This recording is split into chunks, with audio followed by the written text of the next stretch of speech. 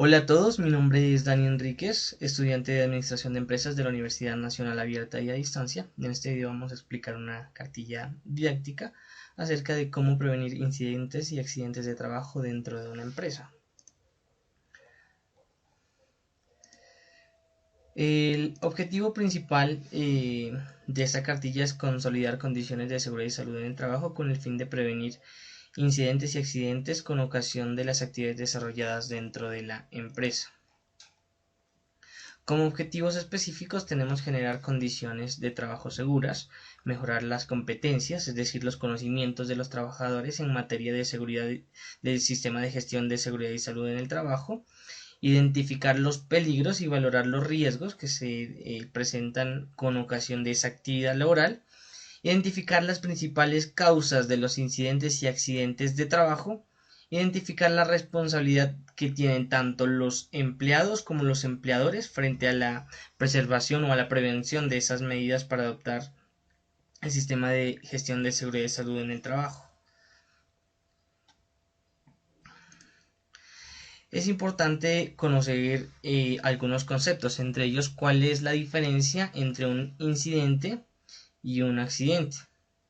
Entonces tenemos que el accidente, según la resolución 1401 del 2007, es un suceso que ocurre con relación al trabajo, que tuvo el potencial de convertirse en un accidente, pero que por determinadas circunstancias no se presentaron daños ni a las personas ni a los bienes. Por eso ponemos esta frase, uy, casi me accidento. Es decir, que no se materializa el accidente como tal, ¿cierto? Y ya el accidente ya es cuando, según lo establecido en la ley 1562 del 2012, es cuando ya se materializa, ¿cierto? Esa acción sí causa un daño. Es decir, el accidente de trabajo lo concibe, ¿no?, como un suceso repentino que sobrevenga como causa o con ocasión del trabajo y que produzca en el trabajador una lesión orgánica, una perturbación funcional o psiquiátrica o una invalidez o muerte. Es decir, que se genera un daño, ¿cierto? Entonces esa es como que la diferencia.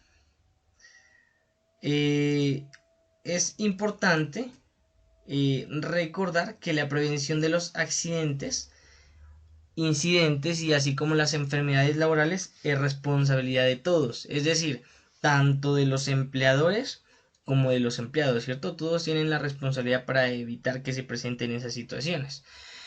También dice que el compromiso gerencial, la comunicación, la identificación y el control permanente de los peligros es fundamental para evitar los accidentes y las enfermedades en el trabajo. Ya entrando en materia, la clasificación de los accidentes, según su magnitud, se clasifican en leves, graves y mortales. Los leves son aquellos con los que se pueden tratar de manera fácil, es decir, que no tiene mayor relevancia. Ya los graves, si ya hay unas lesiones de mayor complejidad, como fracturas, como amputaciones, es decir, que nos dejan secuelas en la salud de los trabajadores. Y las mortales, pues como su nombre indica, entonces ya atentan contra la vida de los trabajadores. Estos accidentes se presentan por diferentes causas. Es importante manifestar aquí en esta parte de la cartilla que se enfatizó en las causas porque es una manera de pronto eficiente de evitar que se nos presente. Nosotros conocemos cuáles son esas causas por las que se presentan esos incidentes o accidentes, entonces vamos a poder evitarlos, ¿cierto? Entonces estas causas se clasifican en básicas e inmediatas. Las básicas son aquellas que se presentan como antecedentes, ¿cierto? Con antelación a la ocurrencia del incidente o el accidente de trabajo.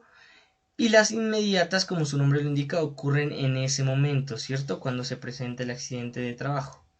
Empezando a hablar de las causas básicas, estas se clasifican en factores personales y en factores de trabajo. Es importante manifestar que hay muchísimas causas, pero entonces vamos a hablar sobre una clasificación o sobre los principales aspectos que se tienen en cuenta dentro de esta clasificación.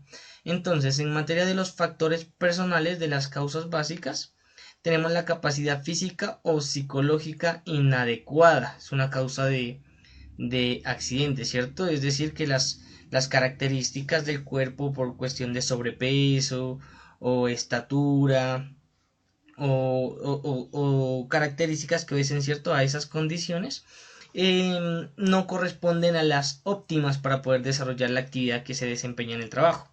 La segunda es la capacidad mental psicológica inadecuada. Obviamente, si no se tienen esos conocimientos previos para desempeñarse en el trabajo, es muy probable que se pueda presentar algún incidente o algún accidente dentro del trabajo. La tensión física o fisiológica, que ya corresponde a la presión, ¿cierto? A la sobrecarga del trabajo, a cómo se están realizando esos movimientos que de pronto nos puedan causar alguna lesión, si estamos forzando nuestro cuerpo, nuestro organismo para desarrollar las actividades del trabajo. La tensión mental o psicológica también, el estrés en el trabajo, la depresión, situaciones que afectan nuestro comportamiento o nuestra manera de pensar, que también pueden causar distracciones o afectaciones en el trabajo. La falta de conocimiento, que es algo muy importante, puesto que todos los trabajadores deben tener esas competencias básicas necesarias para desempeñarse en la función que se le ha asignado. La falta de habilidad, que ya se relaciona con la práctica, es decir, que se realizan de pronto las actividades sin tener esa destreza para poderlas desarrollar, es decir, si no se tiene esa agilidad que se requiere en ese trabajo, eh, y sobre todo esas aptitudes del personal. Y la motivación deficiente, que también puede ser un causal de accidentes, puesto que si el personal de pronto no tiene esa motivación para desarrollar su trabajo de manera adecuada, puede cometer errores que se pueden convertir en accidentes. Ya hablando de los factores de trabajo, ya habla sobre la supervisión y el liderazgo deficiente, es decir, que si no se está ejerciendo ese control para verificar que realmente se estén desempeñando las actividades como debe ser, entonces también puede ser un desencadenante de que se presenten accidentes de trabajo. La deficiencia en las adquisiciones, es decir, que si no se controla, no se verifica que esos elementos que se adquieren cumplan con criterios de calidad, entonces muy probablemente pueden salir defectuosos y pueden causar accidentes. La ingeniería inadecuada, es decir, si el diseño de ese espacio de trabajo no es el óptimo para desempeñar las actividades que se requieren dentro de la empresa, también puede ser una causa de accidentes. El mantenimiento deficiente, es decir, si se tiene una maquinaria a la cual no se le está efectuando ese mantenimiento, posiblemente puede presentar fallas y esas fallas se pueden materializar en accidentes. Las herramientas y equipos deficientes, es decir, si no se emplean los medios técnicos idóneos para desarrollar nuestras actividades. Las normas deficientes de trabajo, es decir, si no se establece o no se documenta esas normas o esos lineamientos para desempeñarse en el trabajo, también obviamente no vamos a tener una guía para desarrollar adecuadamente las actividades y se pueden materializar estos accidentes. El uso y desgaste, debemos ser conscientes que las herramientas de trabajo o los elementos logísticos, todo tiene un desgaste.